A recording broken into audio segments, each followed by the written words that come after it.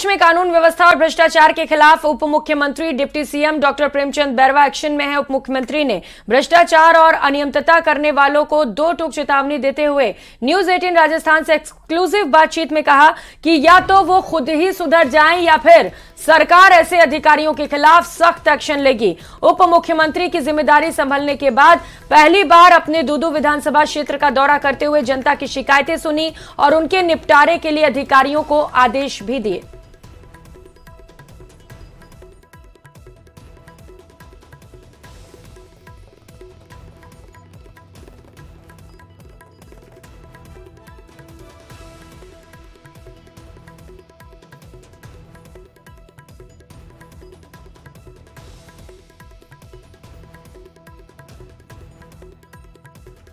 विधानसभा का सत्र शुरू होने जा रहा है। Deputy CM doctor Premchand Bairwa लोकतंत्र के सबसे बड़े मंदिर की तरफ अब अपने कदम आगे बढ़ाने जा रहे हैं। इस बार जन सेवा के लिए किस तरह का उनका ब्लूप्रिंट है, क्या उनके संकल्प हैं, इन सब मुद्दों पर हम उनसे बात करेंगे। डॉक्टर प्रेमचंद बैरवा जी, सबसे पहले आपको बधाई। चुनाव जीतने पर सबसे पहले आपकी खबर ब्रेक होगी, डॉक्टर प्रेमचंद बैरवा जीते और फिर डिप्टी सीएम का नाम सामने आया है। अब जिम्मेदारी आपके पास पूरे प्रदेश की आई है। लोकसभा लोकतंत्र के सबसे बड़े मंदिर की तरफ कदम बढ़ा रहे हैं। किस तरह के अपने संकल्प हैं, क्या अपना ब्लूप्रिंट है?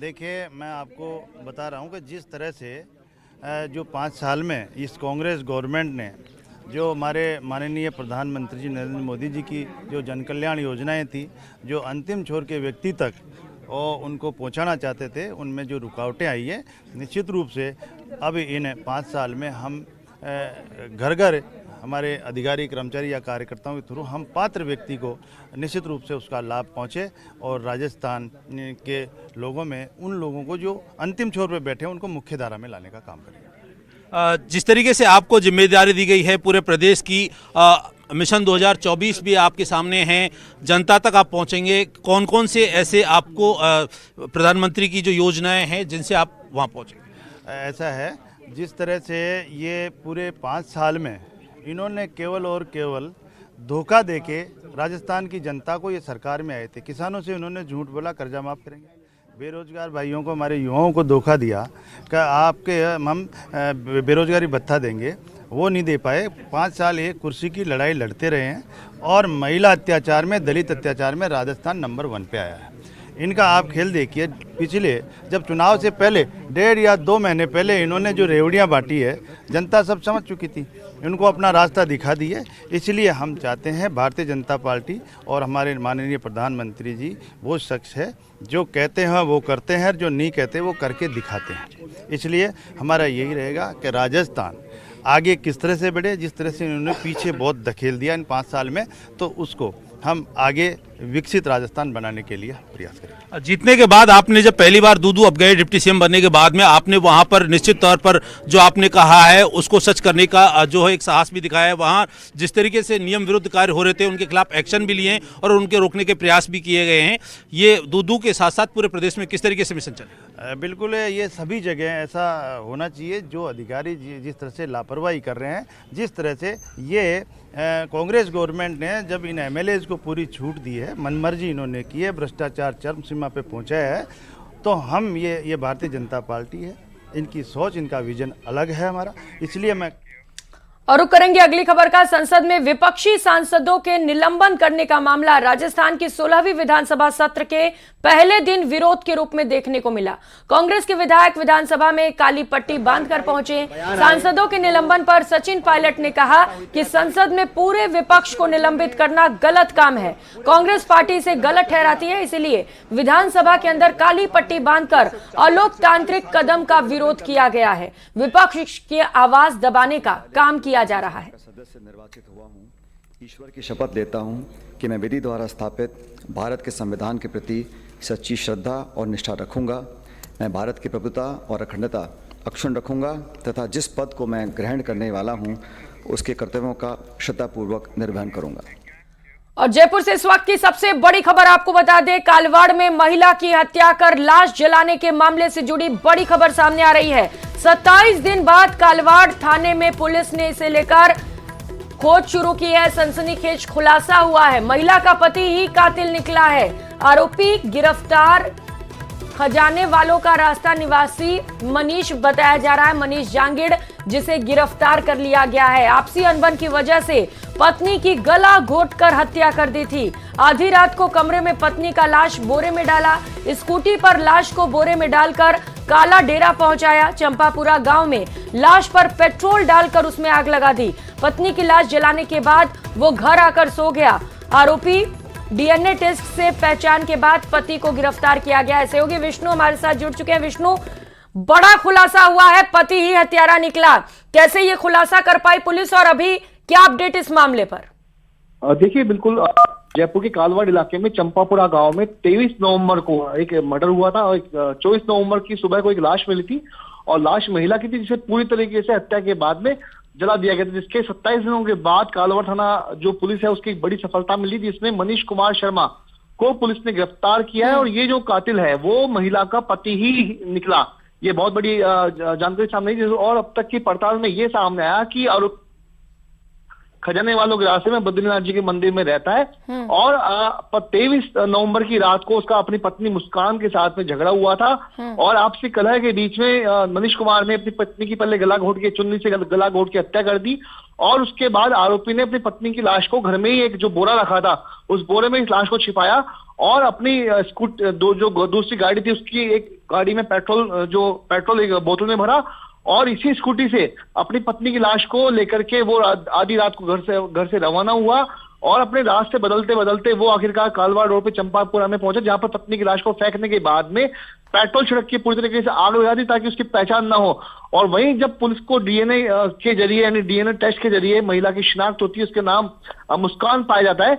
और सबसे खास बात यह है कि मनीष कुमार ने अपनी पत्नी की हत्या के बाद में वो घर आकर के सो गया और करीब 4 दिनों के बाद आरोपी ने अपनी पत्नी की गुमशुदगी की रिपोर्ट कोतवाली थाने में दर्ज कराई, जिसके बाद में पुलिस ने लगातार कार्रवाई की और आखिरकार कालवाड़ थाना प्रभारी धर्म सिंह और एसीपी सुरेंद्र सिंह राणावत की टीम ने बड़ी इस तत्परता से इस वारदात का खुलासा किया है। जी बिल्कुल विष्णु, खुद ही हत्या की, खुद ही थाने पहुंचकर रिपोर्ट भी दर्ज कराई, लेकिन कहते हैं कि शातिर जितना भी शातिर क्यों ना हो आरोपी कोई ना कोई सबूत छोड़ ही जाता है। बहुत शुक्रिया आपका विष्णु तमाम जानकारियों के लिए। खबर टोंक से है। देवली गांव में पीने के पानी की समस्या को लेकर बीजेपी नेता विजय बैंसला ने ग्रामीण इलाकों का दौरा किया, साथ ही जल जीवन मिशन से जुड़े कर्मचारियों से योजना की प्रगति की रिपोर्ट भी ली। जिन गांवों में अब तक पानी नहीं पहुंचाया उस पर वजहों का खुलासा किया गया, वजह जानने की कोशिश की गई और जल्द समस्याओं का भरोसा भी दिया गया कि समस्याओं का समाधान हो सकेगा।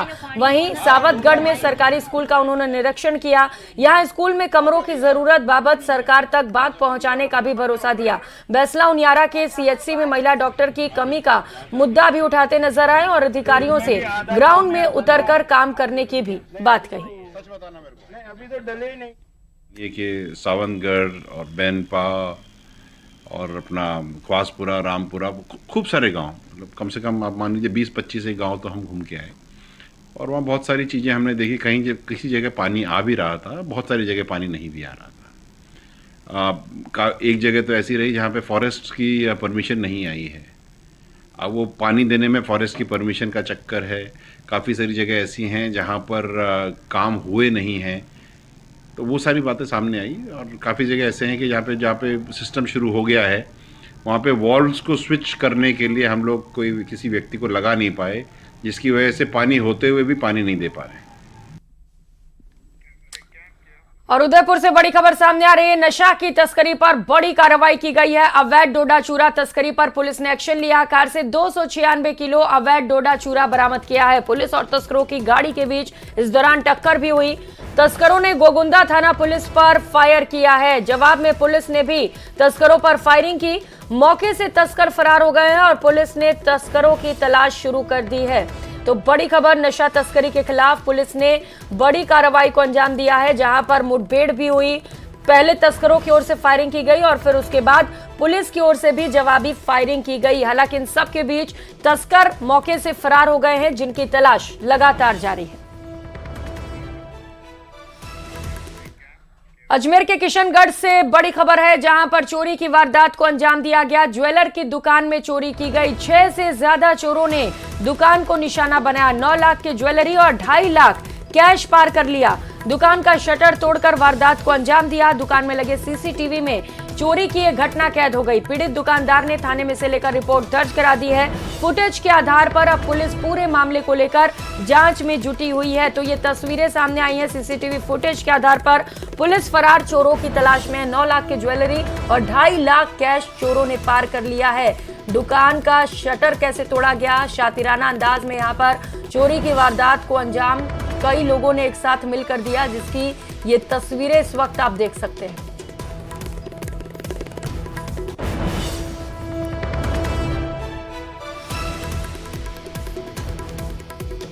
तो अजमेर के किशनगढ़ में चोरी की वारदात, जिसकी अलग अलग तस्वीरें। पहली तस्वीर दुकान के बाहर से, जहां पर बाहर के सीसीटीवी कैमरे ने ये तस्वीरें कैद की, जिस तरीके से शटर तोड़ा गया और उसके बाद चोर दुकान के अंदर दाखिल हुए। दूसरी तस्वीर आप देख पा रहे हैं दुकान के अंदर की ये तस्वीरें, जहां पर चोरी की वारदात को अंजाम दिया जा रहा है। कई चोर एक साथ दुकान के अंदर दाखिल होते हैं और यहां पर से बड़े पैमाने पर ज्वेलरी और कैश की चोरी करके फरार हो जाते हैं। अब इन 2 फुटेज के आधार पर पुलिस लगातार चोरों की शिनाख्तगी में जुटी है। और कोरोना से जुड़ी सबसे बड़ी खबर आपको बता दें, नए वेरिएंट को लेकर सरकार पूरी तरह से अलर्ट है। कोरोना के नए वेरिएंट को लेकर केंद्र सरकार अलर्ट है। केंद्र से मिले निर्देशों की पालना को लेकर बैठक बुलाई गई है। एसीएस मेडिकल शुभ्रा सिंह ये बैठक लेंगी। चिकित्सा विभाग के सभी अधिकारी इस बैठक में शामिल होंगे। तो इससे पहले भी केंद्र सरकार ने सभी राज्यों को अलर्ट रहने के लिए दिशा निर्देश जारी किए थे और अब एक और बड़ी बैठक होने वाली है, जहां पर केंद्र सरकार से मिले निर्देश के आधार पर एसीएस मेडिकल शुभ्रा सिंह ये बैठक लेंगे। चिकित्सा विभाग के तमाम अधिकारी इस बैठक में मौजूद रहेंगे। कोरोना को लेकर कैसे बचाव किया जाए, इसे लेकर खास चर्चा होगी।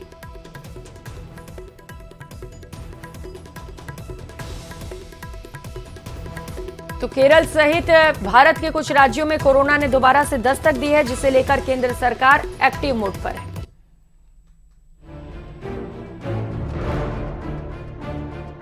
एक बार फिर से कोरोना के बढ़ते मामले डराने लगे हैं। चीन और अमेरिका के बाद भारत में भी कोरोना के JN1 वेरिएंट का मामला सामने आया है। केरल और कर्नाटक में वायरस से संक्रमित व्यक्तियों की मौत के बाद केंद्र सरकार ने एडवाइजरी जारी कर लोगों से सावधानी बरतने के लिए कहा है। राज्यों को RT-PCR टेस्ट बढ़ाने के लिए कहा गया है। राज्यों में मिलने वाले पॉजिटिव सैंपल्स की जीनोम सीक्वेंसिंग के लिए लैब्स में सैंपल भेजने को कहा गया है। कोविड को लेकर के पैदा हुए हालातों पर राज्य सरकार निगरानी कर रही है। सभी अस्पतालों को खास तौर पर सतर्क रहने को कहा गया है। यह वेरिएंट अमेरिका में, चाइना में, सिंगापुर में पाया गया और अभी एक नवीन मामला जो है ये भारत में भी डिटेक्ट हुआ है, जिसके बाद भारत सरकार के स्वास्थ्य मंत्रालय ने इस बारे में सभी राज्यों को एक एडवाइजरी जारी की है कि इस बुलेटिन में फिलहाल इतना ही। खबरों का सिलसिला जारी है, आप बने रहिए हमारे साथ। नमस्कार।